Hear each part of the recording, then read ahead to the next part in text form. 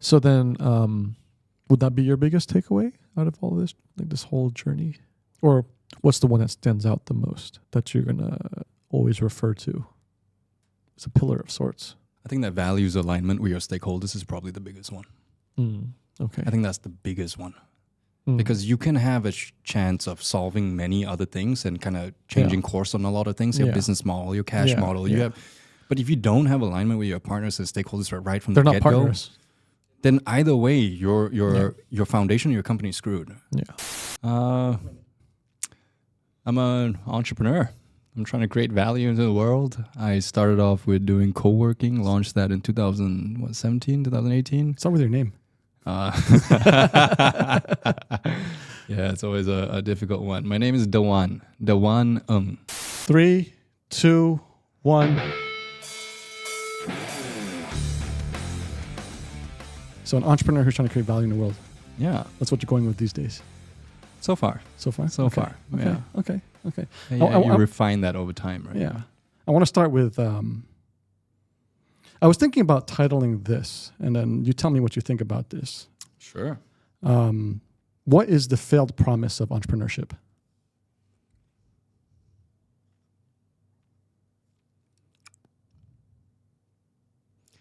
That is glamorous. Mm-hmm. That's definitely a failed promise, man. It's not glamorous at all. Is that what you kind of, when you first got into entrepreneurship, how many years ago? Long time ago, right? More than a decade, right? So I would say Dojo was my first one that I kind of went 2 feet in myself. Okay. I'm kind of circling around the entrepreneurship circles, and I think that's mainly because of my family. Mm-hmm. Your family's always been in business. That's right. Entrepreneur is in the blood. And I think I probably got my first real experience helping my brother launch his company. Correct. In LA doing a food truck. That was pretty hands-on. But again, that wasn't really fully me jumping in. It's more like a support character. Mm-hmm. And then with Dojo, like you suddenly become like the main character, right? Mm-hmm. As a co-founder. Yeah. And how long was that stretch? Since Dojo launched, let's see, that's around end 2017, early 2018, right? So that'll be 7 years now. 7 years. Okay. Then plus a few more years kind of here and there, then finally doing it for 7 years straight. Correct. Yeah. So let's say all in all, maybe 10, 12 years? 10 years, yeah. Yeah, 10, 12 years. That's quite a long time. And like what the main takeaway was, it was glamorous from back then? I think as a guy, I don't know about anybody else, but as a guy, I think, yeah, you tend to lie to yourself about like how easy it's going to be and how glamorous and how great it's going to be. You think it's a guy thing? I'm sure. I know plenty of women entrepreneurs too. Do you think they don't think it's glamorous? I mean, I don't know what the female perspective is, but as a guy, I think, especially, you know what, just for me as an individual. Yeah, that makes sense. I tend to undervalue how much risk and difficulty there's going to be. And you tend to overvalue how much reward and how great it's going to be. But that's probably more of a young person's thing, right? Yeah. Yeah. Yeah. And do you think that's, so, I mean, I think the reason why I kind of came up with this podcast is because I kind of know you went through this whole Dojo KL co-working arc in your career, right? That was your main venture. You've been trying for a very long time to make it work. I was thinking about the other day about vintages. I think I mentioned this to you, right?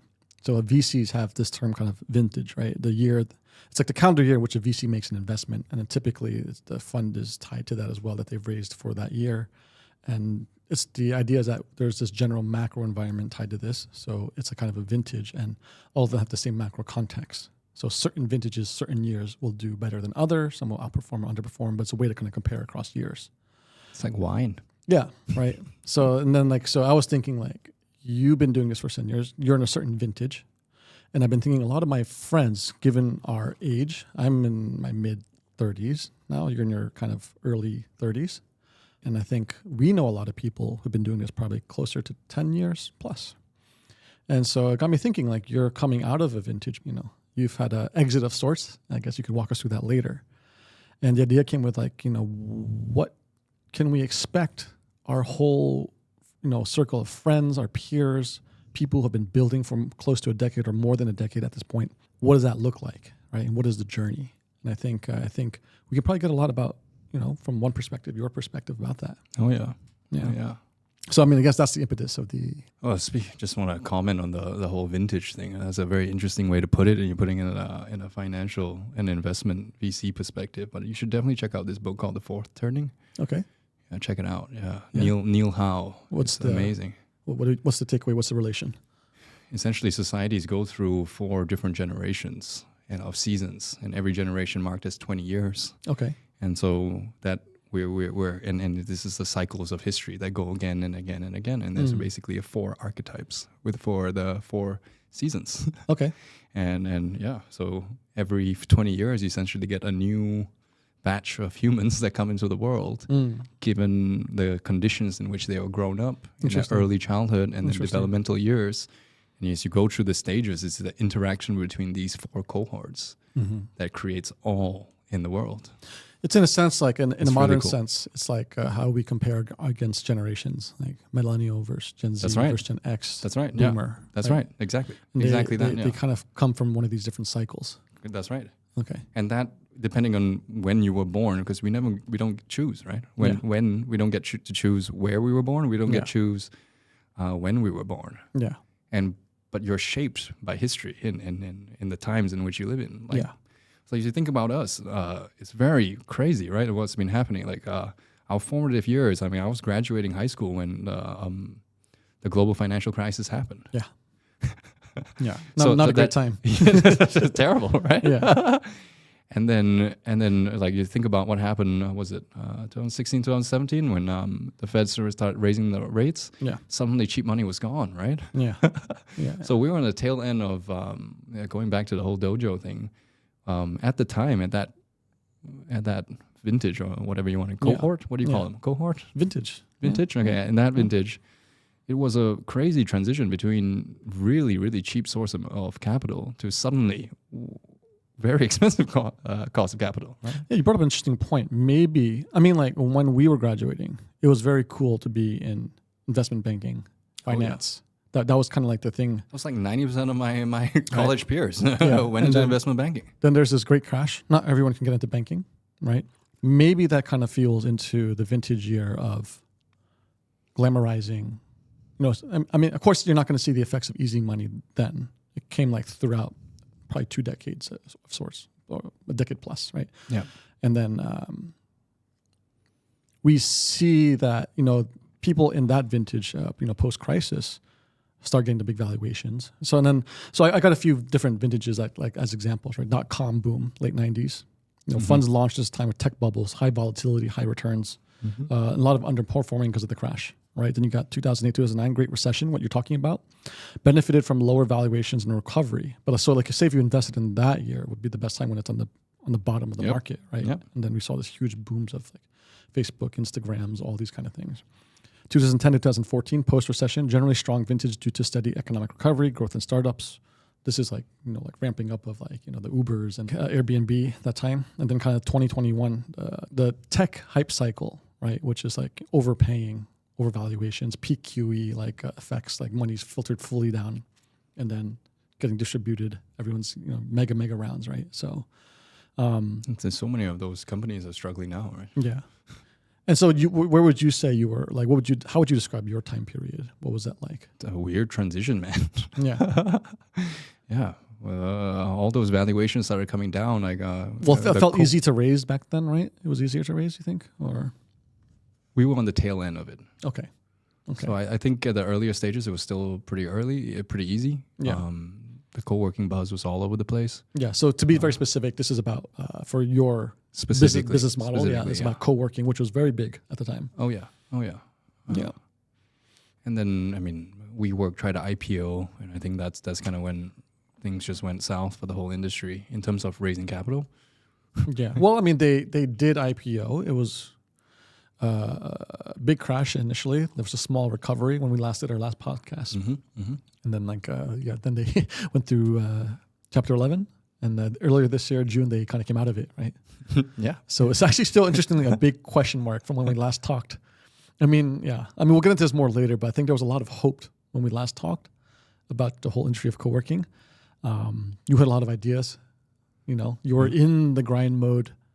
I think you had a lot of belief, and this is what, maybe 2021 when we last talked. So that's like only a few years into the journey, 5 years into the journey, right? So why don't you tell me, what do you broadly think about that whole journey? Can you explain like the main arcs, the inflection points, the ups and downs, like kind of how do you narrate it after kind of stepping out of it, after exiting? Well, there's so many parts we can talk about, man. So many parts. I would describe it as drinking the Kool-Aid, man. I think I definitely got lured into the whole valuations of it and how quick that can grow without really seeing the fundamentals of that business. Co-working specifically? Oh, yes. Specifically co-working, yeah.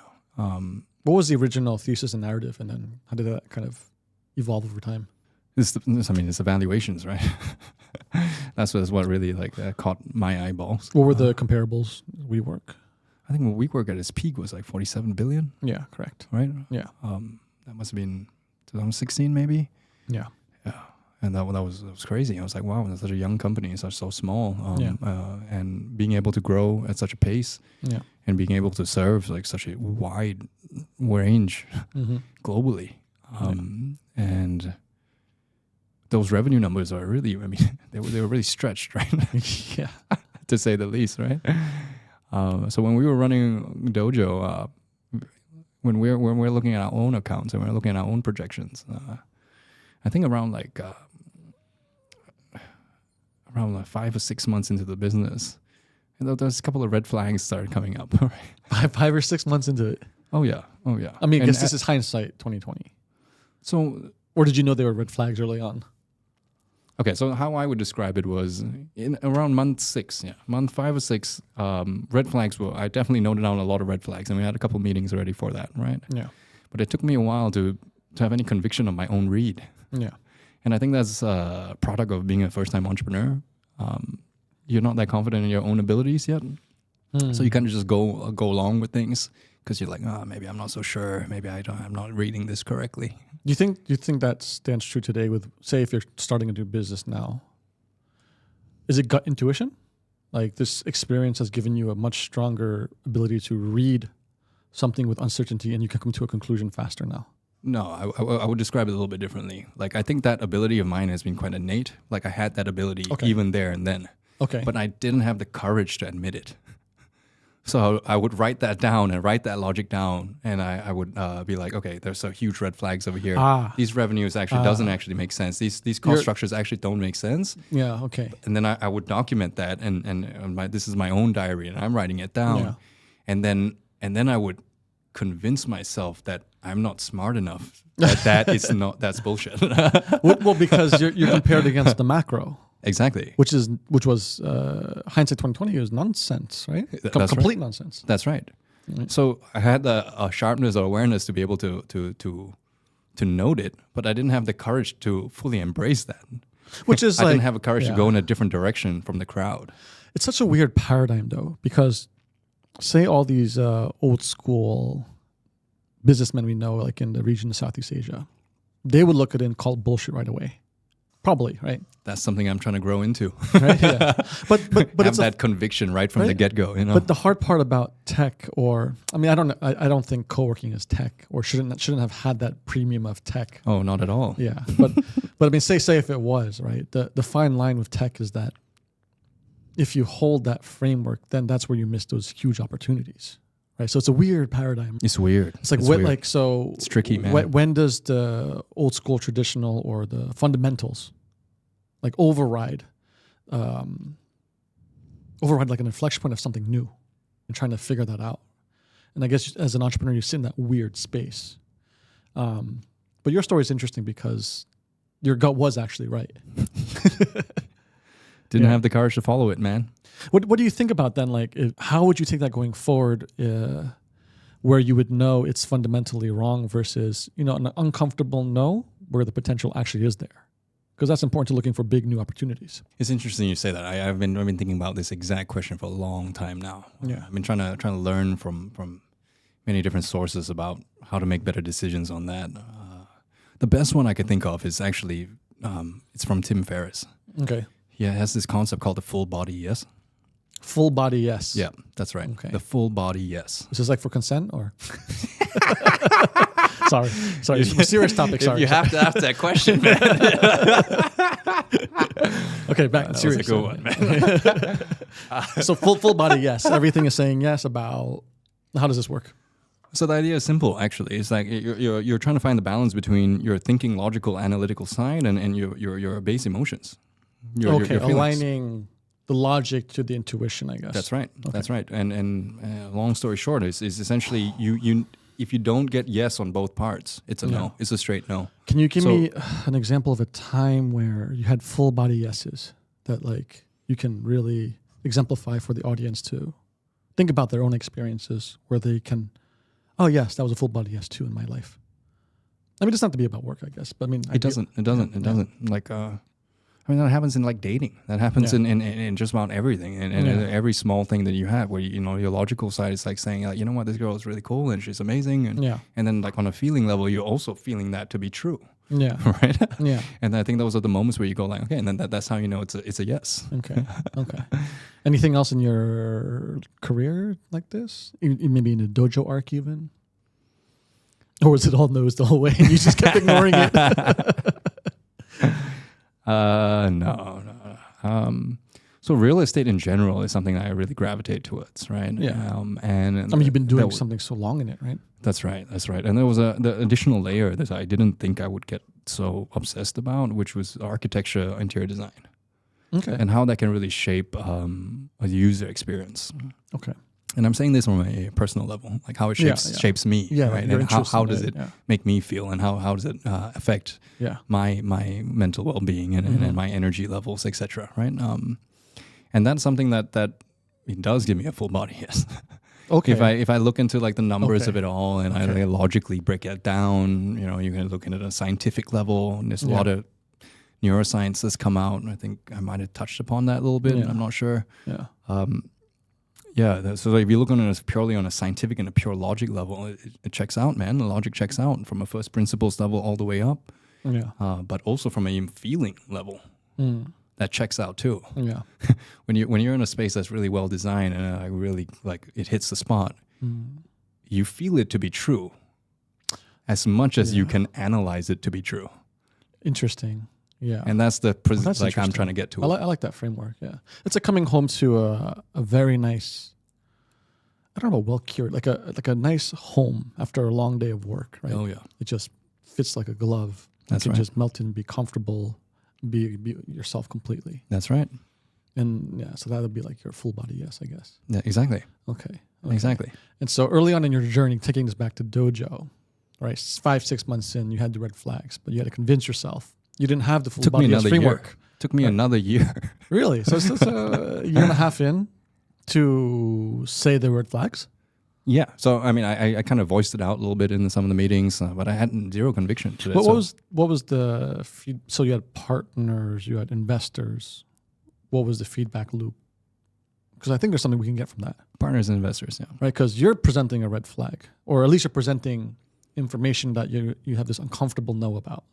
Yeah. Right. And then, so early on in the journey, a year and a half, kind of going through that meeting regularly, what were they saying and what can we take away from that? Oh man, you can go down to like choosing partners, right?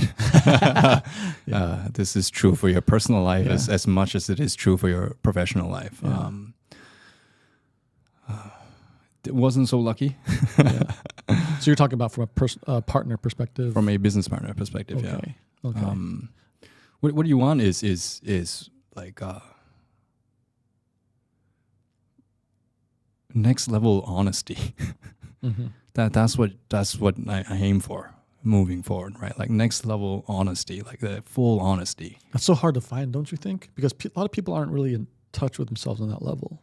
Yeah, that's absolutely right, and that's something I love that you say that, because that's something I wrote down too, right? I noted down as well. It's like, can you really blame your business partner or your personal partner or whatever that they're not being honest with you? Yeah. Can you really blame them when they're not being honest with themselves? Yeah. So how much can you say? I can't really say like, and he didn't lie to me. Yeah. It was just a byproduct of. Yeah. I mean, but that goes into choosing. I guess you didn't have the framework for choosing either. No, like, not at all. You would how would you test for honesty in these kind of current days if you're looking for a new partner? You're looking out for science, man. It's never 100%, but you want to see somebody that's actually like taking full responsibility of their mistakes and can actually admit it. Yeah. So I think when you're younger and you don't really know how to think about things, you tend to think about people that are steadfast, and you tend to think that means this person has high conviction and therefore is a very good person to follow. Okay. And that's how it was for me, at least, okay. right? Like, wow, this person has so much conviction. Look how this person is steadfast in this direction. He must be correct, right? But now I'm getting to that place where if somebody can admit they're wrong and change their framework quickly, that's true strength, man. That's true leadership. Yeah. And so that's a shift, right? That's a shift in my mindset I got to make. How do you tease out admitting you're wrong and adapting to a situation versus just someone who's just too flip-floppy? Because steadfast does make sense. Like some of the best founders are very stubborn in the right areas and let go in the right areas. Yeah. So how do you differentiate between the two? I think it's the process. You really got to look at the details of the process, right? If somebody's like saying they want chicken and they want beef, then they want chicken, they want beef, that in a span of seconds, that's flip-flopping, right? Yeah. And I think you can identify that pretty quickly. So probably you have to be solving a hard problem together over a period of time. Correct. Yeah, and then you and like in the startup space and you're creating something new, that is like 90% of your job. Yeah. You're navigating through a novel situation, and what is the best way to think about this problem or this challenge or this business? And you're constantly testing, right? Yeah. Like maybe it's this framework I'm looking at it correctly. Maybe it's that framework that I'm thinking about it correctly. And you're going back and forth. And one of the biggest tell signs, if you ask me, is what happens when your core assumptions are wrong. Yeah. Right? Like you've brought this on levels, and maybe it's gone to, I don't know, 12, 13, 15 levels. Yeah. And what if your core assumption is wrong? Do you have the courage to admit that? Because that means the entire piece of work is wrong. So that's where you were about anywhere from 6 months to 1.5 years. And you presented this to a bad partner. Yeah. Right? Because you had these red flags. You're presenting them. So your partner, so we have to discount your partner. That probably just didn't work out. Right? I think you lost your partner somewhere along this. Or what happened exactly? Yeah, just briefly, he was steadfast on trying to continue to grow a co-working idea. Okay. And wanting to raise more funds, take on more equity deals, more debt deals, and wanting to take more risk to grow this even more. Okay. But then you were saying the numbers didn't make sense. Where I was standing, when I'm looking at it, I was thinking, why would you want to scale something that's broken? Yeah. This doesn't make sense. Mm-hmm. Like the core assumption is off. Yeah. So, like, it just goes back. I mean, there's plenty of articles already talking about it. You're just making this arbitrage opportunity, right? Yeah. And it's very, very thin margins. Yeah. And one small step either way. So you'll blow. Yeah. Exactly. Yeah, the thing just blows up. Yeah. So the real benefactors are the landlords here. Yeah. And so that didn't make any sense to me from a strategic perspective of where are we going to grow from this. To me, it was like I was on the idea of like, we need to be honest. Like if the fundamental assumption is off, that means we need to start again. Yeah. Yeah. That means we need to have the courage to throw away everything that we built. Yeah. And I think that pain tolerance is much needed, man, to grow. Like you need the courage to be able to say core assumption was off. I'm going to have the courage to seek a new perspective. That's so hard for a first-time young founder. Super. And that's where it goes back to what I was saying earlier is courage. Yeah. And I think like having to gone to school and then, so much education these days and all that. Yeah.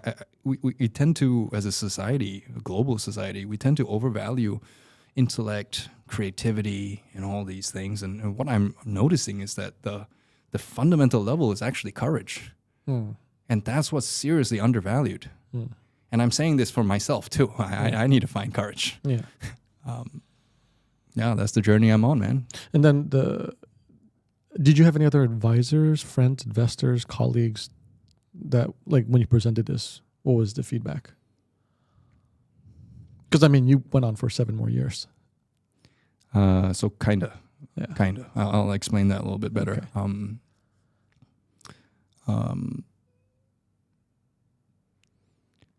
We're talking to the old school guys, some of the baby boomers, my dad's generation of things. It became really clear. It was like cut loss, man. Okay, so that was the advice that came through on that side, right? How bad was the damage at that point? How much had you raised? And luckily, not that much. Okay, like an angel round. That's right. We only went through an angel round, and we were thinking about doing like a proper round after that. So it was good that we recognized that earlier, so that we didn't have to like extend the problem. Was there any comparables in the Malaysian market where they kind of kept rolling with the risk and it blew up in their face? Or oh yeah, absolutely. Any names? Should we put out names? It's up to you. I don't know the space as well. I don't know that many co-working owners. There are more co-working owners. I only know just I did an episode with NTO once, right? But I think their fundamental model is different. They are the landlords. Oh yeah, that's right. So it makes a lot of sense for their layer and adding value. Makes and their sense. ecosystem of malls and whatnot and properties, right? So a little bit different when you are the landlord. But so maybe that's why they're still around. But I don't know anyone else actually. So it's up to you. I leave it in your whatever, hands. right? Yeah. Common Ground was the classic example, right? They raised a lot, man. But they're still around, right? Or they had to like take a loss because of that. They ended up doing it like a share swap deal. Okay. They practically exited, man. Okay. Then they sold to a group, a share swap, to a group, and that's trying to package it all together to IPO the whole thing. Okay, so it's almost like a REIT of sorts, or no, this is a co-working operator from I think out of Hong Kong. Oh, okay. So they're trying to consolidate. So they're consolidating a portfolio. Where they want to list? Australia. I think so. I think that was the classic. the classic Southeast Asia play. Exactly. Yeah. Far enough. Yeah. I mean, not to say anything bad. If hide. you can get an exit, and you can make the deal, and if there's a willing buyer on the retail, okay, Yeah, why not, right? So I'm not going to knock that because, fundamentally, of course, you as a, I would rephrase it this way. It became really clear to me that that's not a game I want to play. Ah, okay, yeah. Like that's not a game that I would thrive in. Okay. And it's not for me. Okay. So other people that want to do it, hell yeah, right? If you can pull it off, yeah, go have fun. Yeah. It's a question of how do you want to bring value to this world, right? Yeah. And there's different games around that. Sometimes they are just games. Sometimes they are more meaningful, depending on your goals or whatever. So no judgment when we're saying this. Yeah. I don't care. I really don't care. It's up to you, dude. Yeah. So that's about 1.5 years in. And how do we account for the next 5.5, 6 years? So after that, I was really trying to get out of that situation, right? Wow, after 1.5 years in. Around a year plus in, yeah, that's right. Around 1.5 years. So trying to make the old existing model of traditional co-working work, right? You have you've sublet or you've rented a big space from a building, right? Then you can cut it up, then you rent it out to smaller. That's right. That's how we started. Freelancers, companies. And so you keep that going and try to figure out something else then. Actually, so there was a couple of things that we tried, and some things were pretty cool. Some things I think was a little bit too advanced for maybe this market or maybe globally. I don't know. You be the judge. Well, I'm not the expert on this, but I'll tell you. So once I had the courage to, so I would describe it as the red flag. So noticing some problems. Yeah. And then about a year plus in, that's when I raised the white flag. Okay. That's when it's like, okay, time to give up, right? Like this is a bad cause. So not all things were bad. And I would love to come back to this and say that how much that was learning is how many things were really awesome. Okay. And I'll come back to that later. But for now, it became really clear. So white flag means time to switch course, time to change things up, and time to own up to the truth, right? That owning up to the truth started on the partner level. Yeah. And we needed to have that conversation. It must have been tough. It was super.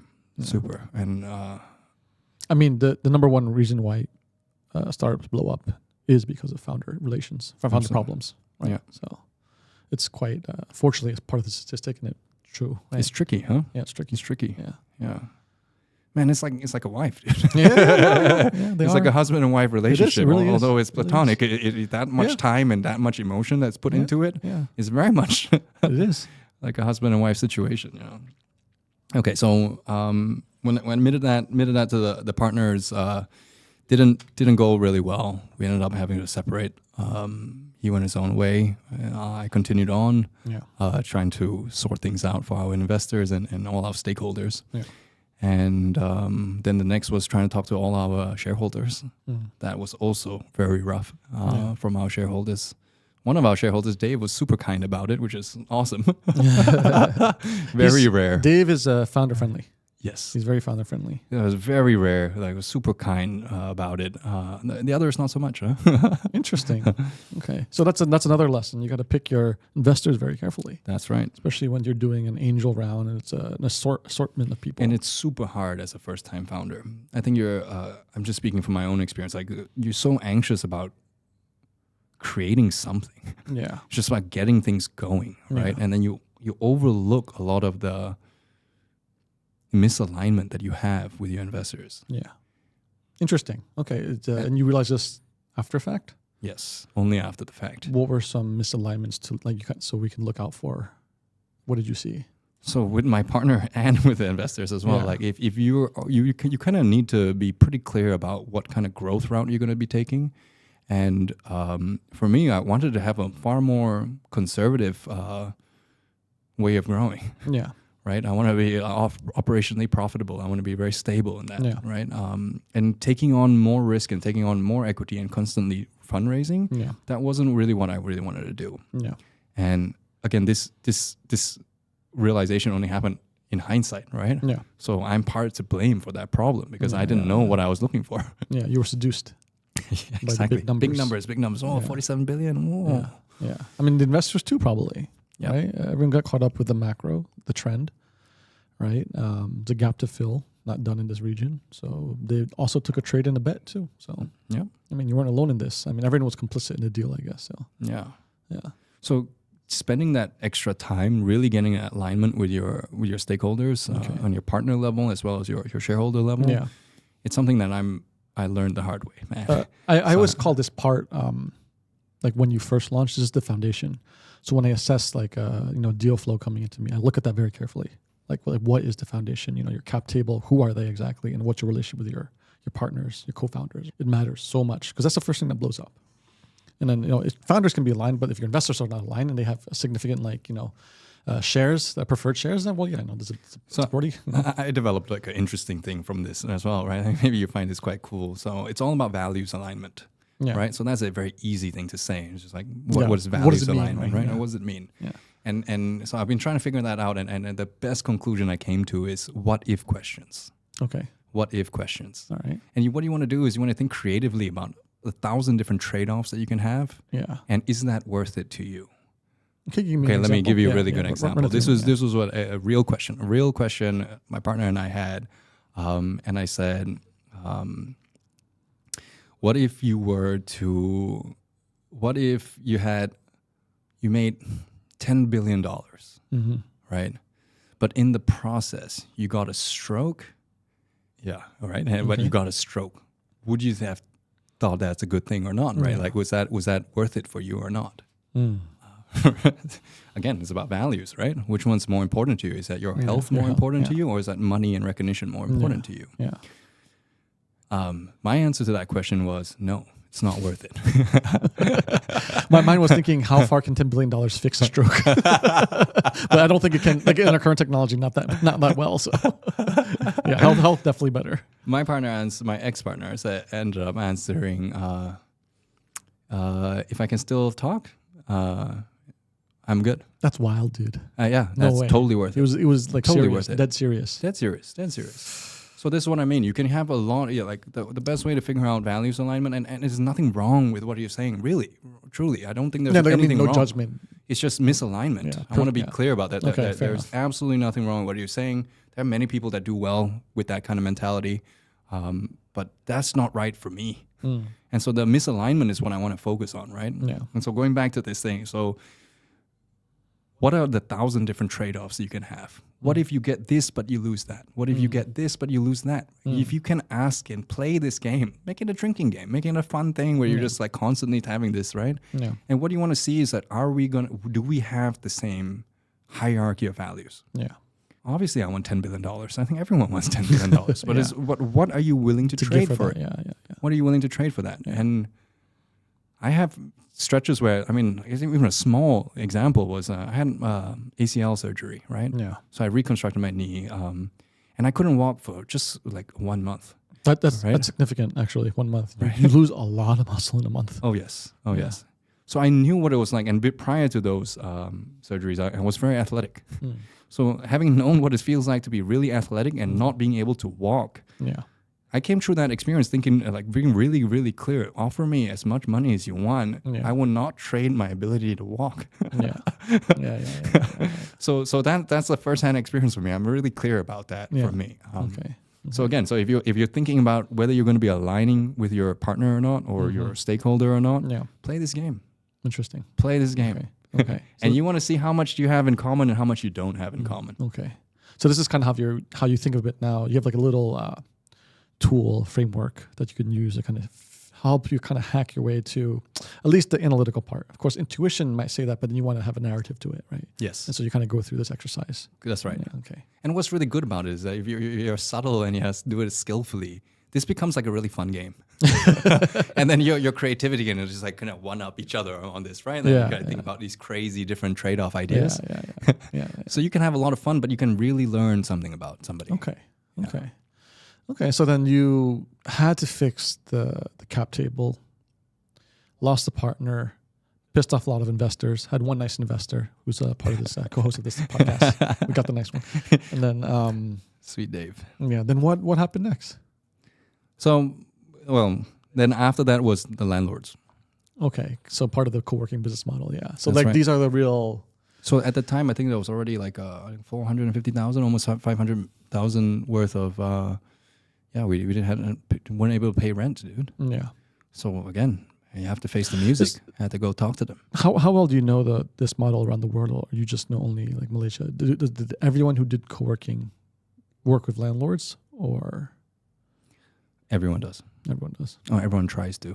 Even Wwork, right? Actually, their recent Chapter 11, what they came out of, they saved $8 billion by renegotiating with the landlords. So that's right. Yeah. Because it's your most expensive cost structure, right? Yeah. That's the thing in which you're gaining the arbitrage value. Yeah. This is the fundamentals cost of the model that I That's guess right. everyone was ignoring. Well, I think a lot of people who are in traditional. What were those Regises, right? Those guys. They do the exact same thing too. Yeah. Right? IWG does the exact same thing. But they knew the fundamentals from a long time ago. So I had to renegotiate with them. Ended up JVing with them. So we switched out from a tenant-landlord relationship into a JV model. Does this only work if you're the landlord then? Or does it make the most sense if you're a landlord to do this? And it's not like this big life-changing thing, but it's more of a add value kind of service to your already existing asset portfolio? Exactly. So the landlord, they've been talking about this for the last, how many years already? It becomes a landlord play. That's exactly what they mean. Landlords that truly understand how to create a tenant mix and adding that co-working component to the tenant mix it's a plus. Adds the value to the entire property, right? Yeah.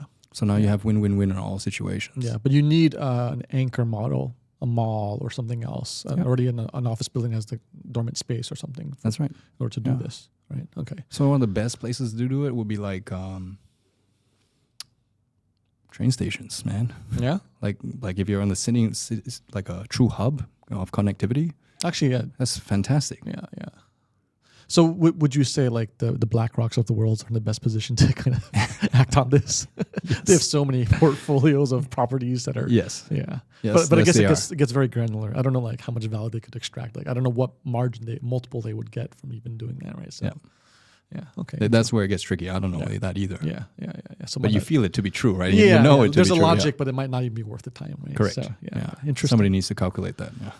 Okay. And so then you. So next step was JVing with the landlords, and then it was like, okay, we made so many mistakes doing some really bad we built a really bad space.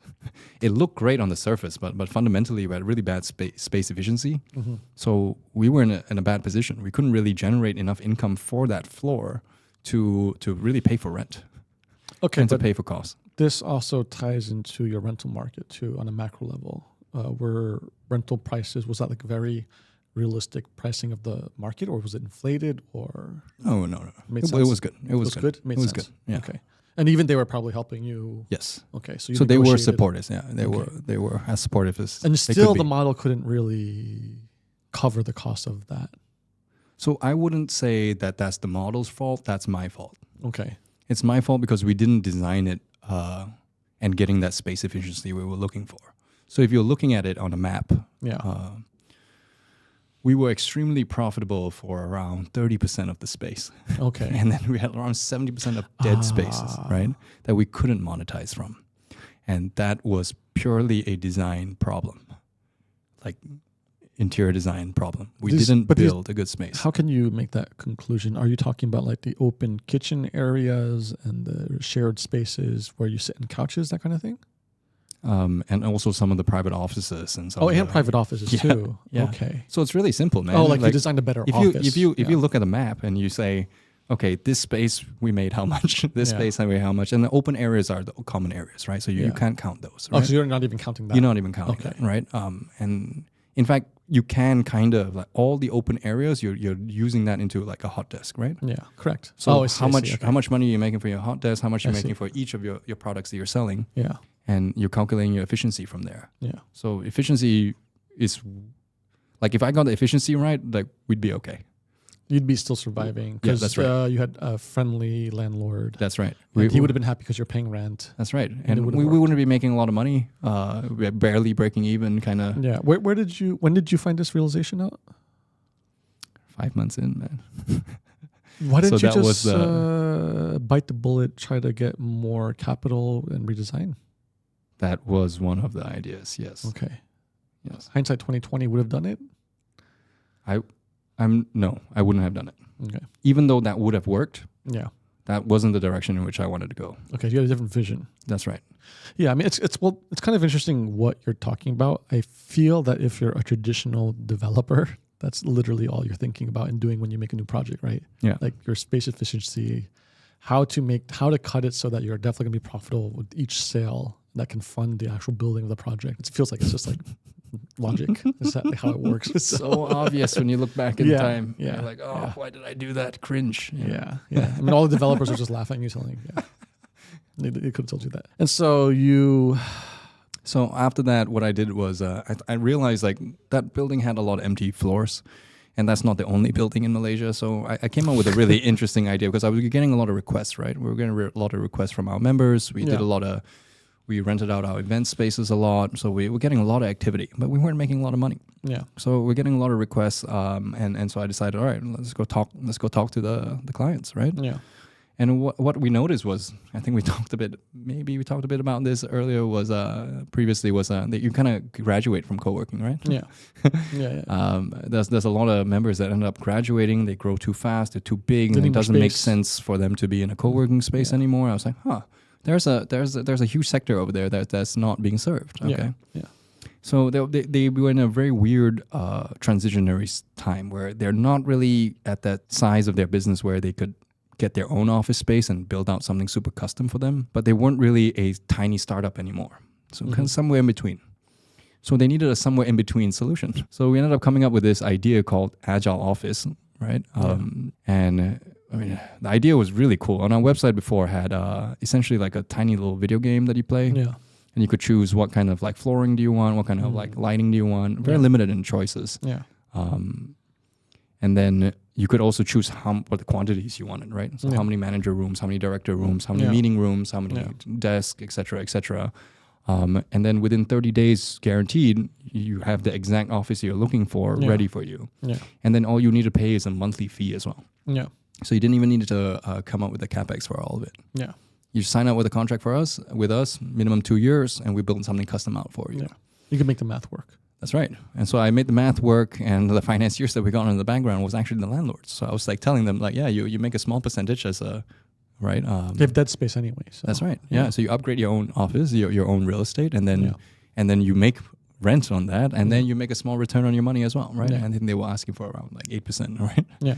All within 2 years. I was like, okay, cool. Yeah, right. It's reasonable, right? Reasonable, right? That made a lot of sense. So we started doing that, started marketing that a little bit, and then we started to take more clients. So we went from first floor, then we went to second, third, and then we started selling out all those, and the landlord started to be more happy about that. Yeah, right? yeah. Selling more of their space.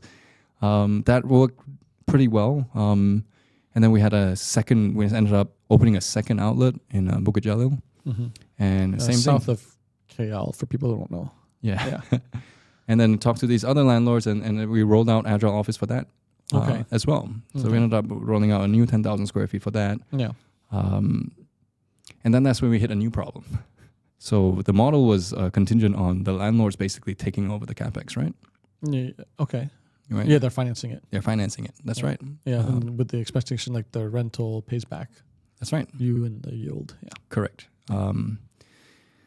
But there was a major mismatch. A lot of these landlords move at a older generation pace, right? Yeah. So, but the demand side, the client side, they need things fast, man. Yeah. They need things real fast. So when they sign up with a deal like that, most of the time it's like within 6 weeks they kind of need to move in. Yeah. They got business to do. Yeah. Correct. So, man. So at this other location, we won't name any names. First location was good. They came up with the money fast. It was okay. It was not bad. Like it wasn't bad. Yeah. Like clients were happy. So in the second one, what we ended up doing was getting more clients, growing this, growing that, and then having to complete construction, having to complete all that for the clients super fast. And the financier would basically just owe us a lot of money. So that one became really profitable, but dying in cash flow. So what you used the cash flow from the first location to finance the second That's location. right. So I was financing a lot of the expansions.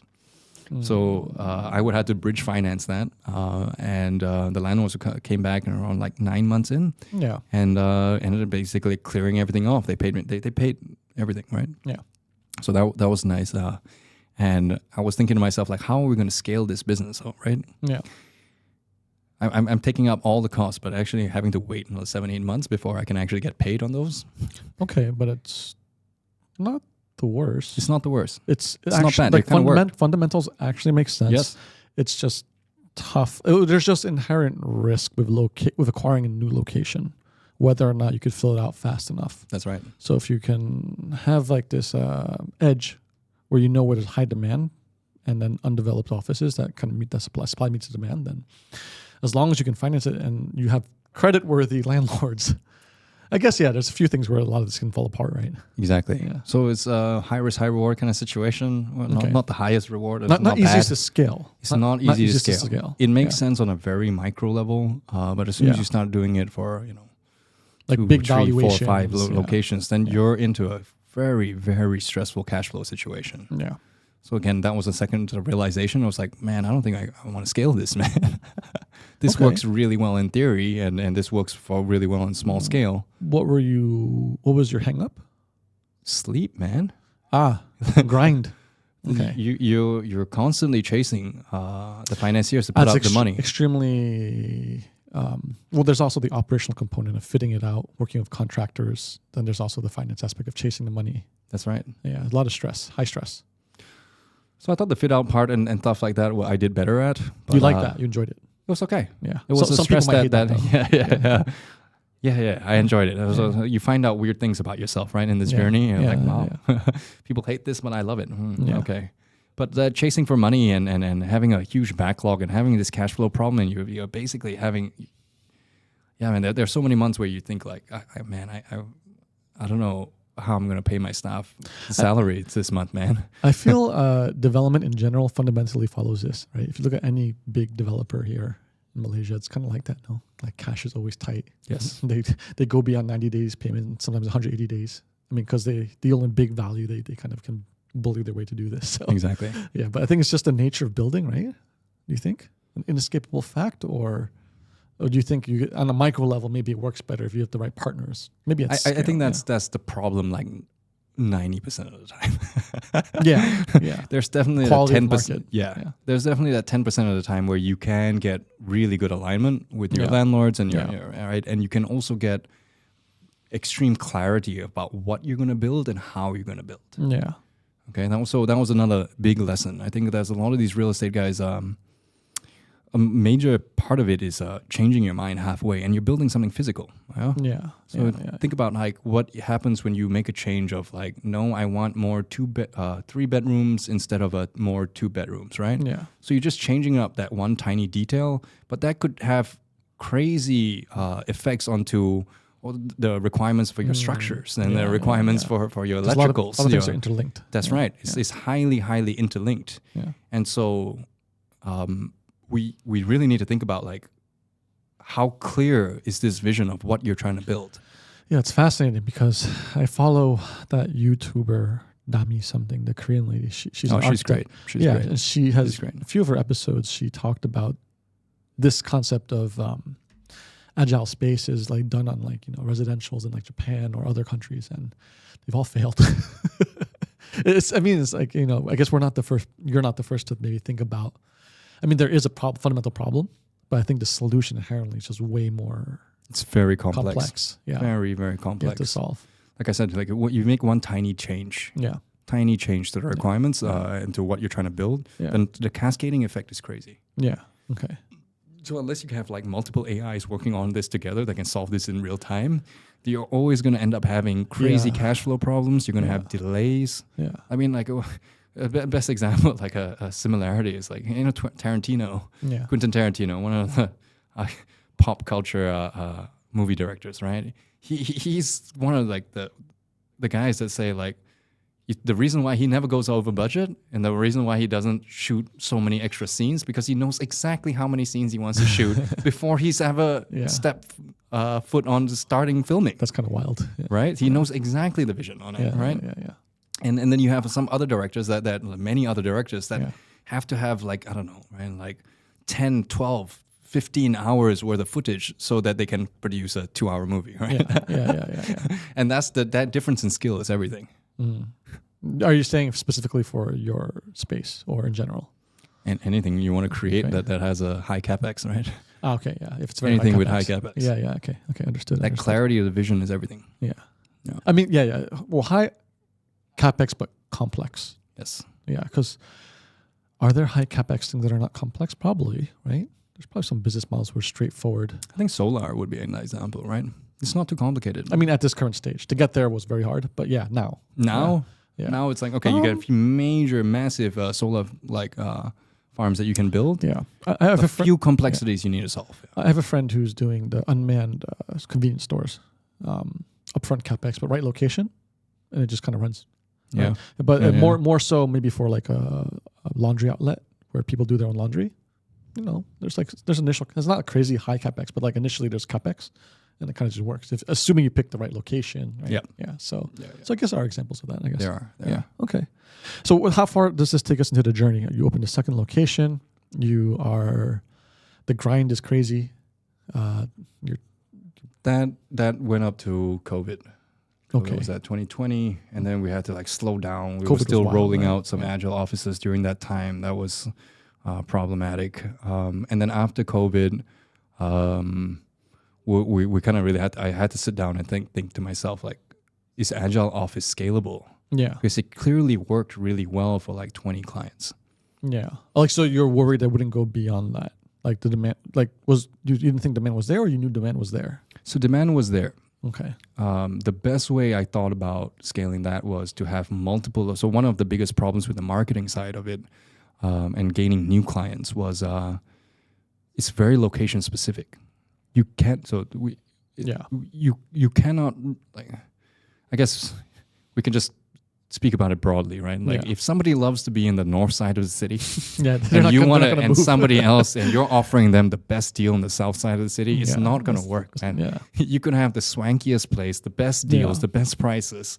If they love the north side, they love the north side, and by people that love the west side, they love the west side. And you got to serve that market where it is. That's right. Those are your constraints for physical properties. So if you really wanted to scale this, is that you needed to figure out the supply side for multiple locations. So you like, I don't know, 10 strategic locations around the city, and then say, okay, you can choose between these 10. It's interesting because your distribution of demand is probably fragmented, whereas like say the distribution for a convenience store, everyone needs a convenience store. That's right. So inherently, no matter how you slice this for this co-working idea, it would always, in a go sense, back to location. Yeah, it would always go back to being, I mean, depending on the structure of your city, say if it's like sprawling like KL or LA, right? Like it's going to be spread out. Yeah. And if it's in a density like New York, well, you probably don't have a problem you're solving for then, right? That's right. So it's a very tough. It was always, like I guess hindsight 2020. It's always going to be not something that big, I guess. It can be a good business. You could figure out those niches. You could have a portfolio, but will it scale easily? Will it like kind of make your life easier over time with each property? Not necessarily, right? Mm-hmm. Yeah. Okay. And so that was through COVID, and that's already. But you still operated after COVID, right? So after COVID, we tried to basically figure out how to scale that. Yeah. And we didn't have any good answers. Okay. We didn't have any good answers. Why not? Because we couldn't solve the cash flow timeline problem, right? So you couldn't solve, in theory, financing? That's right. Okay. Supply. So I would broadly put it under supply. So you need to basically find the right landlords to work with. Yeah. And then the financing terms, right? Well, in theory, like because you were using landlords to finance, if you had a financing entity, institution of sorts, like say if a bank gave you a massive loan, right, for the same rates of yield. That might have worked. This is post-COVID. I don't know if it was easy to... At the time, I mean, co-working was not in favor, that's for sure. Mm-hmm. WeWork was going through their shit. So probably raising for that specific model. It's not the same model exactly. It's a little bit different. Mm-hmm. Maybe it's more of a private equity play. Mm-hmm. Do you think you could have solved it in hindsight? Like if you just found a different source of funding or... Maybe, man. Maybe. Is there anyone else doing this in the market? Other countries that you know of that's where this is working? Yes, there was one in the U.S. Oh man, what was the name? But they also failed, dude. Oh yeah, not easy. Also failed. It was something hotel. Yeah, Work hotel. I can't remember. It was in New York. Okay. And then they ended up. They also folded, man. So they didn't survive. It's almost maybe something in hindsight where everyone has to do this fragmented thing. Then some private equity guy goes around the world collecting it into a portfolio. Yeah. And then it's just like, maybe that's how it has to be done. I don't know. Yeah, maybe. So you couldn't find a good answer. And then what happened then? We're coming to the close, I guess. Yeah. After that, I mean, simultaneously, we were still holding like events at our co-working space. And I mean, the first location healthy then? Good still? Like profitable, or at least cover costs?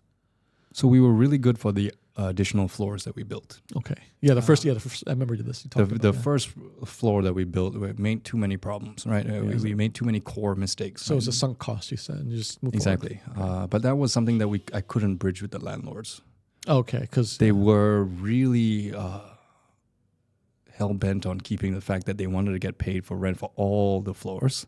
And having one floor that's bad and the rest are good wasn't good enough for them. So I proposed actually for them to come up with the CapEx, and I could have fixed all those problems. They didn't want to. Okay. It's interesting. I know some other businesses and situations where people are indebted to certain people, but they won't move, even though if it logically makes sense or is in their favor. What's your take on your situation? I mean, we know these people personally. So, I mean, we don't have to say anything bad about them, but like, do you think they were, being predators to take over your business because, they put you in a bad situation, they could take over? Were they just, at a fundamental business level, this is the principles and values, you agree to this, you should pay that? What's your take? I think it's an intergenerational problem. Really? You think so? That's how I felt like. Or there's like a disconnect within the stakeholders, or just were you talking to only one person, the main guy? Yeah. Okay. Yeah. The main guy. So what's the disconnect? The landlord. Yeah. Or maybe you're just a bad salesman. Maybe you need to speak his language. I tried everything, man. I threw everything against the... Okay. Well, it's either him or it's either you or it's both of you. So. Yeah, probably. Yeah. So, I mean, it's never a clear answer. Usually it's like both sides. It was really difficult for him to get out of that mindset of like, I'm giving you X amount of square footage. I expect Y rental return. And no matter how we sliced it and no matter how we tried to change things up, he wouldn't change that perspective at all. I mean, that's his core business. Does he own more buildings? A few. A few? I mean, that kind of makes sense. That's what he cares about. And I guess everything else that you did on other floors, yes, you helped out one property, but what's the percentage return on the total rental yield of that one building that you've added value to? It wasn't going to be like 60%, right? We ended up filling up like around 30% of that building, which I thought it was enough to sway him, but Interesting. That wasn't enough. Maybe if you were closer to 50. Yep. Yeah, but then you didn't have the space for it, so because he was renting out the other. We had floors. a couple more floors. We had a couple more floors. Floors. Yeah. Interesting. It was a little tricky to try to find more clients for just that one location. Maybe it was just a leverage thing. Yeah. Maybe to be more of a shark, get on his level. I think you're hitting on a really true point here, which is like, these guys are hardcore. it's like that NBA slogan, It's like go home, go big or go home, right? Yeah, I mean, there's a reason why he owns a few buildings and we don't. Yeah, it became clear that like if you wanted to play this game, it's either you go big or you go home. There was no middle ground. There was no middle ground. Like like if you're saying like what could have worked or what couldn't have worked, one thing there's like if you actually go all the way on it, right? Like you double, triple down, raise a huge amount of capital. Yeah, then you buy the buildings. Right. You want to go even bigger? Yeah, that's right. If you buy the building, and that is one key learning that I felt about where if you want to see where really good real estate products are going to come out of, it's going to be born from the integration between landlord and operator. That relationship is so core, right? Can you explain that more? Like, how is the fundamental structure for Malaysia? Like, what cases is there a disconnect between owner and operator? Okay, so the model that works right now is that a lot of landlords don't operate their own buildings, man. Okay, so they just own it, right? and then so they give it out to like Knight Frank or like any one of those like real estate company, management companies. The market's structured this way in general for KL. That's right, and it's not in KL. That's everywhere. Global. That's a global issue. Okay. Yeah, so that's a very common thing in globally. It makes sense. You just want to make your passive income. It's a headache to do this, so that's someone's margin. So if you professionalize it can scale. Makes sense, I guess. That's right. Okay, so that's how that works. So I think like there is opportunity, and again, it's not a game that I wanted to play anymore. And we can explain more about that later. But there is absolutely room for a player to say, I'm going to figure out how to manage this property. Yeah. Layer on new services. Correct. And then increasing the yield for that property. Yeah, correct. And then now I'm selling my service to landlords and to say, hey, give me your property, right? And I'll give you much higher returns, right? And you can actually potentially scale it. So going back to what you were saying with the PE companies, can you hear? Yeah, I can hear. Yeah. That is a viable strategy. Yeah, somebody can go and make that happen. And I think that the fundamental part to that thesis is the macro. So you have to be in a country that is kind of growing, GDP wise, that wealth has to be distributing. And the government regulatory incentives also have to kind of promote that too, I think. Yeah. Right. And if you kind of find that right kind of mix, that kind of thesis, you could raise enough money to kind of make that like say if we believe Malaysia will become a first world country one day, right? We're at the high end of the middle. If we can make that transition out, that's probably what's going to happen. There's these guys who have money can, redo all these assets that are lying dormant right now, or bad plumbing, bad electrical, bad design, inefficient, and I would imagine that would be something that would look like that. If you want to modernize, that might be interesting. So I thought about so when I was saying the collaboration, if that wasn't clear, what I'm saying is that there are so many things that a landlord can do to layer on so many different types of services, and they own the space already, right? Yeah, but there's what's the issue? There's just not an incentive to do so. It's very tedious work, man. There's a reason why they call it landlord rental behavior, right? They just sit and collect, right? They don't. Yeah. If the money keeps coming in, why should I, make it better, right? Yeah. That's right. So there's no incentive for them to really do so. And so until there is an incentive, what would that incentive look like? Make more money, I guess. It doesn't get easier to probably improve or learn how to make a better product out of your asset, right? So. In this particular situation with this particular landlord, it came down to phase of life, man. Okay. Like where he was at, was in like 70s, and like he wanted zero risk. He was, right? Okay. He was kind of like taking chips off the table as best as he could. Yeah. And fair enough, right? He has a prolific career his whole life. If that's what you want to do at your 70s, fair. I respect that. And it's not a good partnership for you, value-wise, vision-wise, that's right. Product-wise. That's right. Again, going back to the what I was talking about, misalignment. And here I was trying to intellectualize everything, trying to force things through when there was no clear alignment in the first place. Unless you could force him. So that goes back down to like the fundamental assumption was off. Yeah. You got to know what game you're playing, right? If that guy's son took over, I think we might still be in business, man. Oh, yeah? It's just a good chance. There's a good chance. So it's a timing issue. Timing becomes an issue. Timing is an issue. Which is hard because the whole macro was when it was. Wwork was when it was, right? That's right. That dragged along everything, and then his son was born when it was.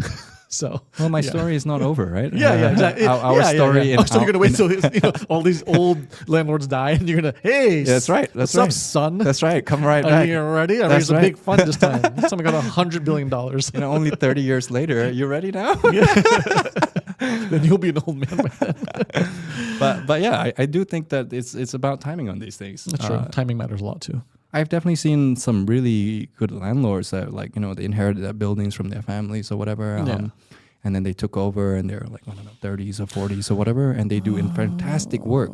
There are some good examples in KL. We were just out here in APW.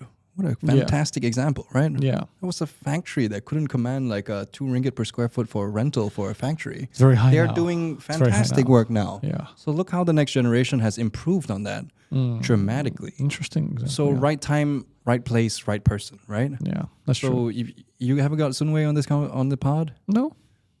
He's awesome, man. You should have a chat with him. He's an awesome guy. Make the intro. Yeah. We'll do. Yeah. Okay. So think about what he's done. Yeah. Fantastic work. He didn't want to just sit on his ass and just take a backseat approach, right? He took a very hands-on approach, try to figure out how to get more value, figure out how to serve a new target demographic, and created something so beautiful that it was super successful. Yeah, and I think for the audience who doesn't know, so APW sits in Bangsar, which is kind of an older money neighborhood. It's in the central of KL. It's like 15 minutes in any direction to any neighborhood. And it's very family oriented. So there's not much of like this kind of nightlife for food, like restaurants. Families eat at home. But he's managed to kind of cater a very young demographic for this kind of product, right? Yeah, right. And so APW, that company, is Art Printing Works. They used to be in newspaper, I think, right? Yeah, newspaper printings, right? Yeah. And so that was a newspaper factory back in the day, right? I don't know how long ago. 60s? 50s? Yeah. And that asset was basically collecting dust. Yeah. And this guy took over, redesigned that whole thing, created an incredible lifestyle for this younger generation. And now it's become a bit of a landmark. I would say it's a landmark, isn't it? Right? Oh, yeah. I mean, it's definitely a place where people would pass by through if they're visiting. It's like hipper, nicer. Yeah, for sure. Yeah. But it's unique because the way my understanding of the Malaysia market works for real estate is when you have a big asset, like this building, strata. Yep. So if you're not owning the whole thing, it's very hard to kind of do that. Very. So cleaning up or modernizing, it's very rare to find some guy who owns just one whole building himself. Yep. Usually they've sold off the whole parcels. Right? Yep. So I think that's also probably lies in a structural challenge too. Absolutely. Yeah. That is going to be difficult for the next generation, for sure. Maybe, yeah. I mean, do you start to see that happening though, where people are buying up and trying to clean up, and then they try to buy the whole asset or at least the majority of it so they can have enough? I think CapitaLand bought up Sungai Wang. Okay, and that's all strata, right? That took a long time, man. I think it was more than 10 years. Sungai Wang is in the heart of downtown KL. That's right. It was an old shopping mall. It's like one of the first, right? It's super old school. That might have been the first. Super old school. Like the way it looks, that old vibe of like the shop lots and very low roofs. Yeah. And so CapitaLand from Singapore. That's right. I think they took them maybe over 10 years trying to buy up each and every individual owner before they could actually do something about it. Yeah. Interesting. So you operated this, so you couldn't get over your landlord problems. And so I guess we're coming to the resolution. Yeah. Okay. So this is the end of the 7-year journey. So then how does this conclude? Successful exit, massive failure. How do you think about this ending? What is the ending? Bittersweet, man. Bittersweet. So much learning, so much progress, so much growth. and so much truth revealed. We can talk more about that. But it's so painful at the same time. So much pain. This is so much pain. The truth of the journey. Yeah. This is what they don't tell you when you start. Yeah. You don't recognize a lot of problems that again, hindsight 2020, you're so clear about so many things, right? Yeah. The other thing you don't really know when you first start is it isn't very clear to yourself why you're doing what you're doing. What drives you, right? Or what's important to you, what's not important to you. Yeah. And only through trial and error do you really know what that's all about. And I'll give you an example. I ended up becoming really obsessive about design. Like I told you, right? Never went to architecture school and have zero background in it, right? But what an interesting challenge. And that's something that I didn't realize how important that is to me. Yeah. Another thing I didn't realize how important to me was, how does it make your end users feel? That comes with a sense of pride and a sense of joy. Mm-hmm. Serving your customers. That's right. And when you get like a heartfelt thank you and a true compliment, it hits you on a certain level that's beyond money, man. Mm-hmm. And of course you want both, right? Yeah. You want to be really profitable and you want to have a really meaningful career, right? Like, and ideally you have both. Mm-hmm. And so that again, didn't realize how important that is. So was the first thing you said was, what was the first thing you said? Second one was the joy you get from serving customers.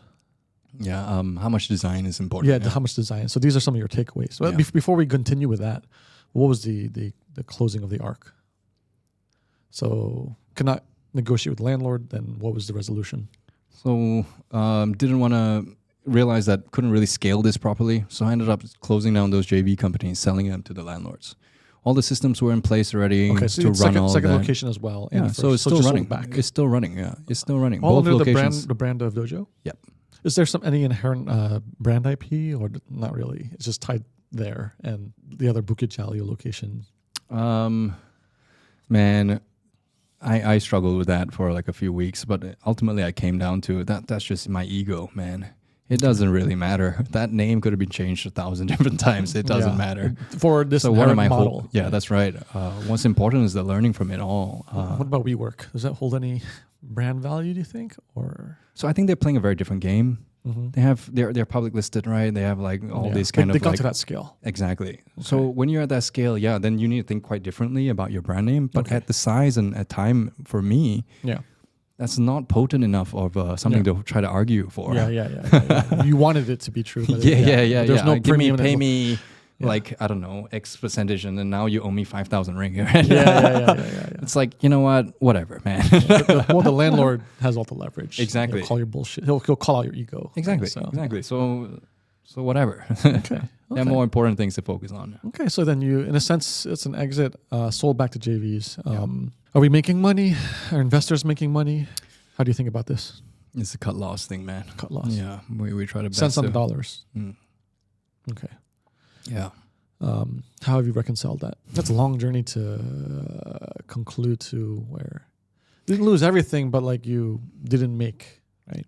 The conclusion I came to after thinking about it a long time was you only really failed when you can't really say you've succeeded or you failed. Yeah. Until you're on your deathbed. Because the game's still on. Okay. Right? As long as I draw breath. Mm-hmm. As long as I'm physically capable, no stroke, and I can work, the game's still on. Yeah. And I like to reference all like my favorite sports teams. And so what if you're down in the first half? So what if you're down in your first quarter? Yeah. Many good teams come right back. Yeah. So game's not over. So that has given me the freedom to say, stop judging myself so hard. Yeah. And push that further down the road and just get your head back in the game, man. Your customers are still being served by Dojo. You're just not a part of it anymore. That's right. Yeah. So you didn't let your customers down. I hope not. I mean, if they're still renting there and they still enjoy the space, the product, right? That's your legacy in a sense. What were you let down by? Investors? Because why were you beating yourself up? I think that's the perfectionist trap, right? Okay, You try to do right by everybody, Yeah. and I think I've placed way too much importance and weightage onto like doing right by every landlord, every stakeholder, trying to please everybody, right? Yeah. And driving myself insane in the process. Yeah. Yeah. So yeah, that's not sustainable, man. Yeah. You need to find another way. I'm guessing then your investors probably wrote this off quite some time early along in the journey, right? Or they kind of just checked out. Yeah. Okay. That's right. But I know Dave was helping you a lot along your pivot ideas, Mm-hmm. right? So he was still supporting you along the way. Again, very rare breed, man. Rare breed of. Yeah. If Dave has money, you want to take money from him. He'll help you. Number one investor. Dave Chang. Go to Dave Chang for money. The kindest man. Okay. So then I guess then it didn't really matter about the investors too much. They've already checked out then, right? Yeah. Even at this close. Yeah. What would have been funny though is that if this was a huge success, they get all the credit too. So that's part of the game, man. It's part of that's the game. part of the game. I mean, You just gotta when they accept give you that. money, the risk is the highest. It makes logically it makes sense. Yeah. So, I mean, at the same time, if you don't succeed, it's fair. You tried, right? So, so let's continue your takeaways. You love the design aspect. What was the second thing? How would it make the end user feel? Yeah, you enjoy serving the customers really that's well. right. Yeah. Getting value fulfilled from the value you create for them. Yeah. So that comes down to the conclusion for me now, and now moving forward is like I try to think less and de-emphasize about making money and valuations and all the things that I got caught up in that it's not important, not to me. And what is really important is that I focus on the opposite side of delivering really high quality value to the people that I serve. And if I'm going to I want to be obsessed about that. Yeah. And be totally zoned in on that. Yeah. Because I really believe that if you are really delivering so much value to people and they're thanking you endlessly, it's almost impossible not to make money, man. Yeah. Yeah. I mean, it's just a question of size. Yeah. Right? Yeah. That's right. Yeah. Yeah. And then you mentioned this earlier when we were having lunch. The first person you're serving will be yourself then. Yes. Right. Yeah. And so I guess you'll be building products from a different kind of standpoint where you look at yourself first. Yep. And then if you get the enjoyment and the value out of it, then you're going to try to find other people like that. That's right. That's my new way forward. Yeah. I want to serve me. Yeah. As me as a customer in mind. And I want to serve me the best that I can. Yeah. And my bet is that if I can really serve me super well and I can be really happy with me, then hopefully some people will resonate with that. Yeah. Yeah. And if it all fails, at least I have a product that I love. Yeah. If no one wants it, I'm going to love it anyway. Correct. Which, I mean, it's very hard. I think it's, unless you're really solving, I don't know, like, will people pay me if Dewan looks handsome today? Of course, no one's going to fucking...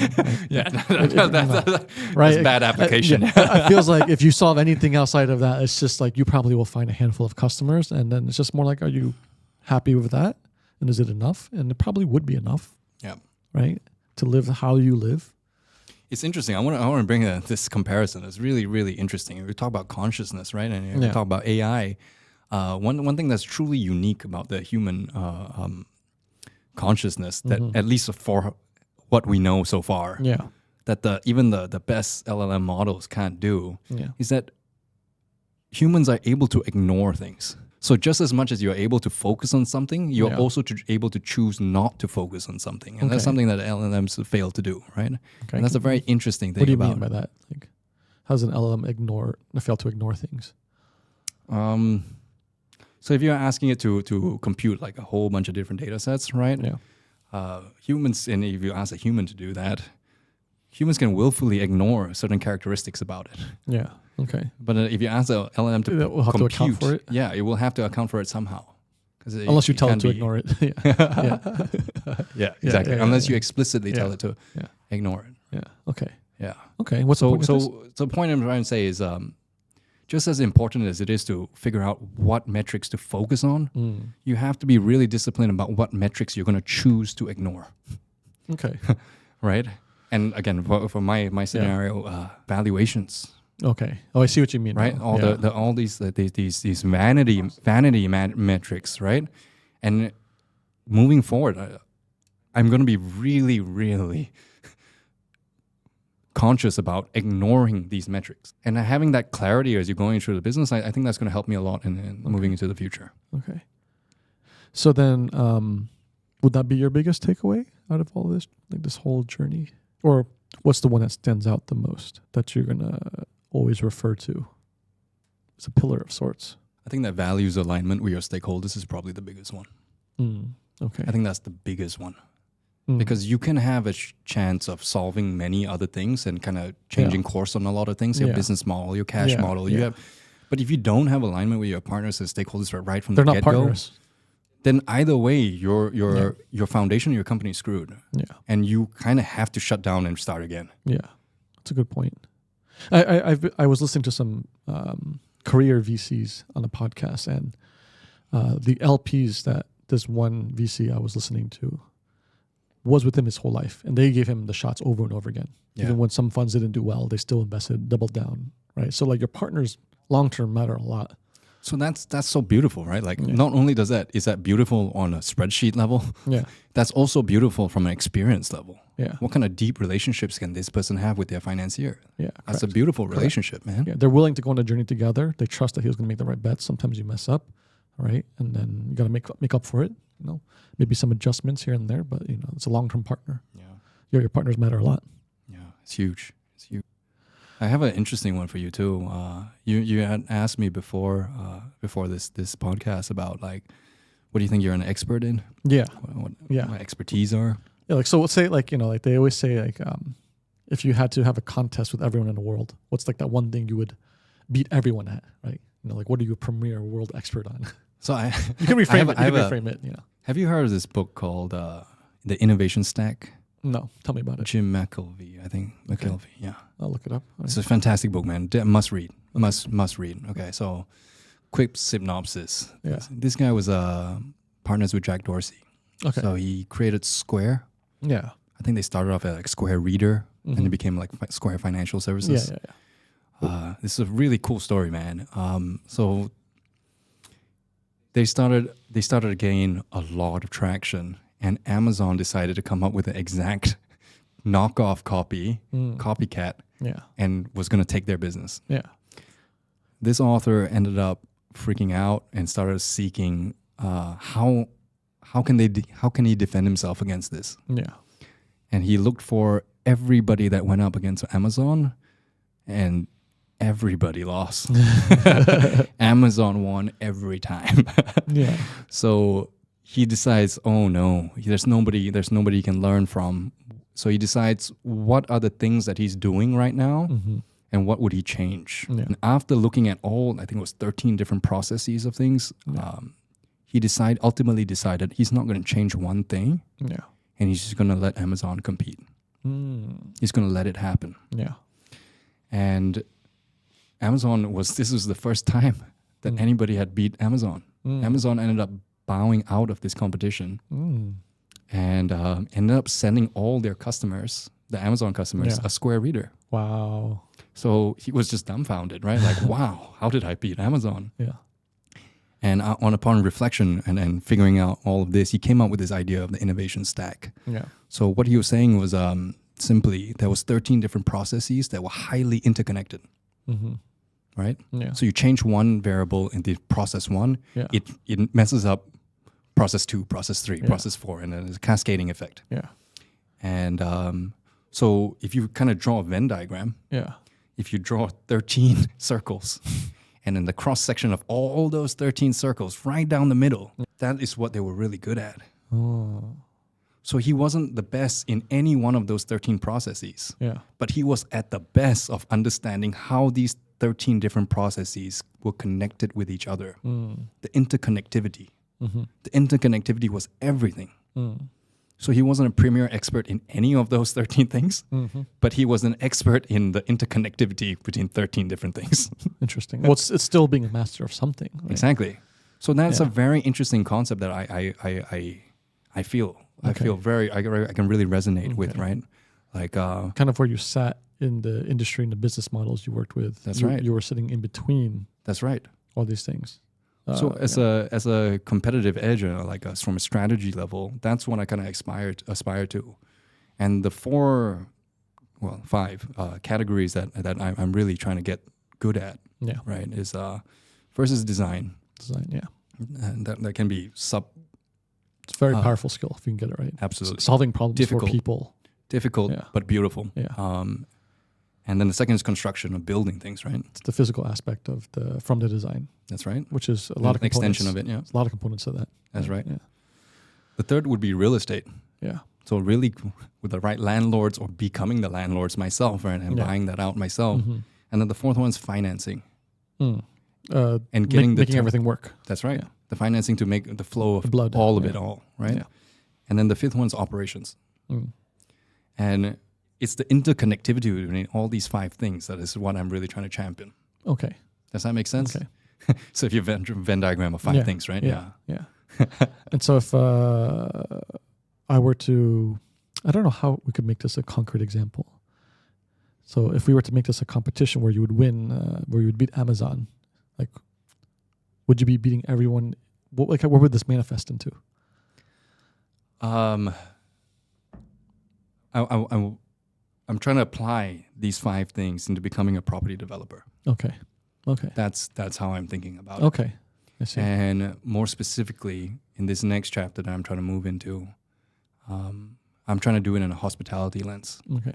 Right? Like doing that and like reimagining a lot of like hotel experiences. Okay. Yeah. All right. So I'm trying to figure out all these five things. All right. I see. So what that really looks like at the end, it would become like a hospitality REIT, right? Okay. And then there's a master of all these different skills that's kind of putting it into a unique category. Is this something novel, or like where were you going to get your edge in this? Like what's the current status quo, and then, or how are you fitting yourself in this? Where do you get your cut out of all this? I know it's early days probably, and you have a lot of things about trying to unlearn some things from your past experience, and maybe some things you want to carry over. So it's a very interesting process probably that you're going through. But So what I'm trying to do is I'm trying to think about how can I do all five things myself. Right. Okay. Doing all five things together in a singular project. Mm-hmm. So basically buying the real estate myself, right? Or the entity that I'm. Yeah. And then doing the designs and figuring out the user experience myself, constructing it, and then managing it with the operations and the financing to put it all together. Okay. So I'm trying to figure out how to do all of this in a very tiny scale. Makes sense. Like you want to start in the smallest way possible. Yeah. Find a success, see what works, and then try to probably iterate to the next thing. That's right. Yeah. Yeah. And so how can you do all five of those in the tiniest possible way? And I've been trying to figure that out for the last couple of months. And the likely winner is going to be jungle retreats, man. Okay. Jungle retreats. Something I love. I love the jungle. I love the mountains of Southeast Asia. I love the rivers here and the thunderstorms. They're gorgeous. Yeah. And I feel like nature retreats. It's only going to boom ever more, man. It's a good bet to be betting on nature. And it's something fundamental that you would do yourself. Yeah. You would go on these retreats. Myself, yeah. You would know what an enjoyable experience at a retreat would be. You probably have circles and friends who would also know and do these things. Oh, yeah. Yeah. Get microdose in there. Let's apply what we talked about in the past hour and a half. And we can close off with this probably, right? Like, what are you doing differently now? And you talked about foundation being very important, aligning stakeholders. So what does that look like now? People, product, market. What's different that you're applying your lessons forward? What does this foundation look like? And how are you ensuring success? So patience is the hardest part, man. I'll explain that more. So gaining, I think we've talked about alignment, right? I'm trying to align all these five different disciplines into a singular project, right? Mm-hmm. Getting those stakeholders right this is kind of what we're working on right now. Okay, Am I yes, talking to should the financiers? Am I talking to the financiers and managing that expectation right from the get-go? Yeah. Right? I think in the past, when you're first starting out, you tend to like always want to inflate, like the numbers are always so great, and you always draw a curve like this, right? Yeah. Whereas you can have a very calm, honest conversation with your financiers and be like, this is what we're working on. Yeah. And this is the challenge that we're going to be in. Yeah. If we are successful in this and if we are successful in this, then we can talk about scaling. Yeah. And if we don't get these things right, we're not even going to talk about scaling. Yeah. Right? Yeah. And if a financier cannot accept that, then you know you're talking to the wrong financier. Yeah. So I'm being really, really clear about my vision of what I'm trying to build out, and what the journey is going to be like in a very honest way. Yeah. And it's either that financier, that stakeholder is going to love it or it's not. Either way, it's going to be okay, because I rather know from the beginning where we stand on values as compared to what I did before, was trying to force my way through on everything. And then 1 year later, now you're at each other's throats. Yeah. So I made that terrible mistake, right? Yeah. And I would imagine when you're having these conversations, I mean, it's early stages, you're building a foundation with your first financial partner. I guess you're going to be solo founder? I mean, yeah. A traditional business can work, no problems. Of course, with a partner helps, but maybe over time you'll figure that out. But imagine these conversations, right? Full body yeses. Yeah. Right. I think what I realized, reviewing new opportunities myself these days, sometimes I've been forcing myself to bend backwards because I need something out of a deal or, a project, right? And it's just so unnatural. But I feel when I'm... Give me an example of that. Well, like say so you feel like you're like let's say potential job opportunities pop up or a project pops up. Okay. And I have to twist myself to fit for that project. Okay. And then I have to keep going through conversations, have to convince myself where I want the project because, whatever, money, whatever, prestige, maybe it's like someone who's famous, right? And so it's like, you gotta, it's so unnatural. I have to talk about things or not make up. I have to dig really hard for experiences in the past that might be related to make a point about us to make a sale. Okay. And that's just so unnatural. I'd rather be like a more, like you said, open, honest kind of process where it's like this, and this is what I can offer. And then it's more like, is it going to work or not? Right? Instead of trying to always force it, and then it escalates to the next stage. You're talking to the next stakeholder, and then it ends up being like feeling fake the whole way. And then it's just like, it's not. It's a slippery slope, man. And I realize I really want to avoid those kind of things. Yeah. So I really feel what you're saying, because I feel like when we're at that stage of like trying to grow more with Dojo and things, it felt like a mask on a mask on a mask on a mask. Yeah. Until one day you wake up and you look yourself in the mirror and you go, who am I? The mask. You don't you don't even know anymore, man. You totally lost. You lost the script, man. Yeah. That's true. And I know some people that can do that really well and be successful in that. Yeah. And to those people, I feel like I'm a little horrified. But at the same time, kind of impressed. Like, how do you do that? I tried that. I couldn't do that, man. Yeah. I wonder how they feel at the end of the day, if they're empty or they can end up justifying. I mean, maybe for some people, the ends might justify the means for some people. Right. For other people, they might feel just very hollow and empty and hate themselves more, so. Exactly. Who knows how these things happen, right? Yeah, it depends. Everyone's different, so. I tell you what, man, you keep going on with the podcast, I think you might be able to answer that question. Hopefully. Right? You get enough samples. Huh? Yeah, I think I've been doing this long enough, not like more recently, much more consistently. Okay. And so, what I had to do was drop a lot of the things that you talked about. I was living too much in analytical, which prevented my creative process. Yeah.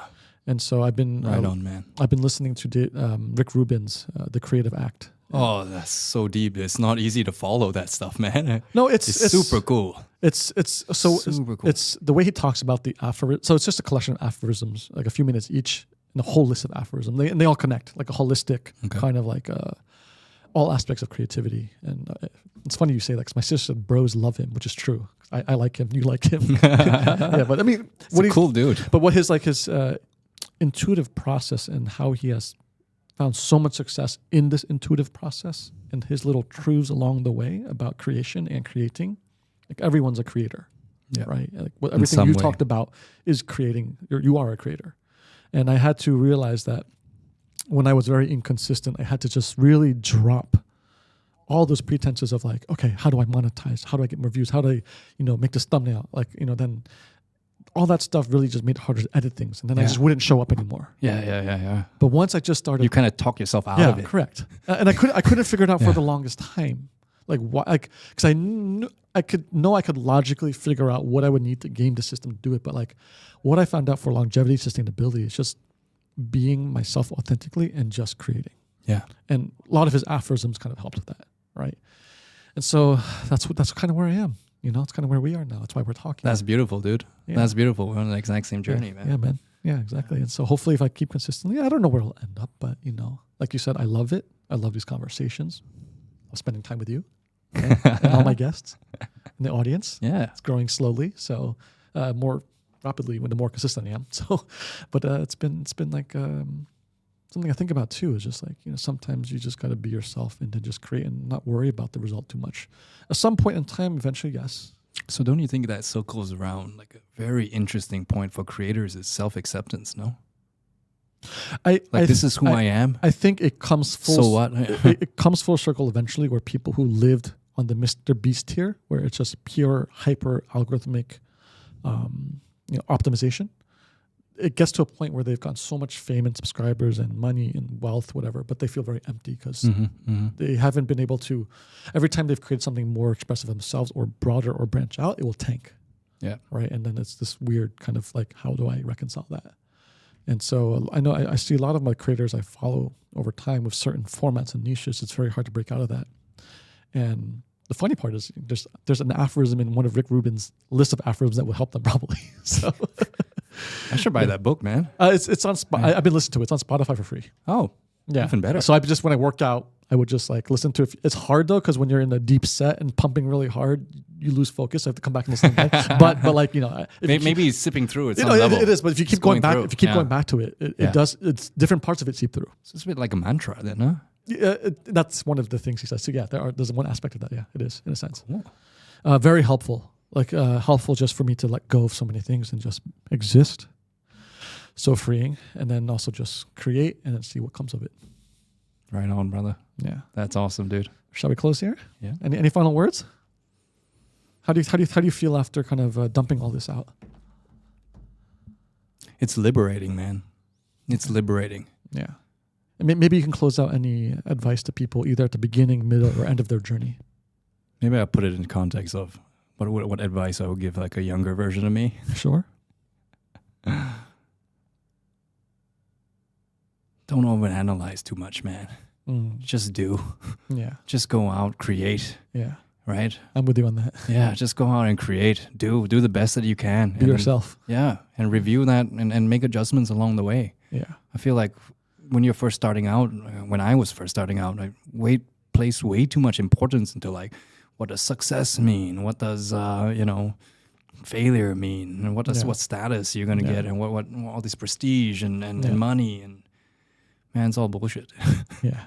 It's all bullshit. Just go out and create and have fun, man. That's right. That's how I'm trying to live right now. Yeah. Go out, create, have fun. Man. That's right. Go out there and go create. Yeah. Go forth. Go get him. All right, man. All right. Thanks for coming in. Cool. Thanks, man. This is awesome. Bye-bye.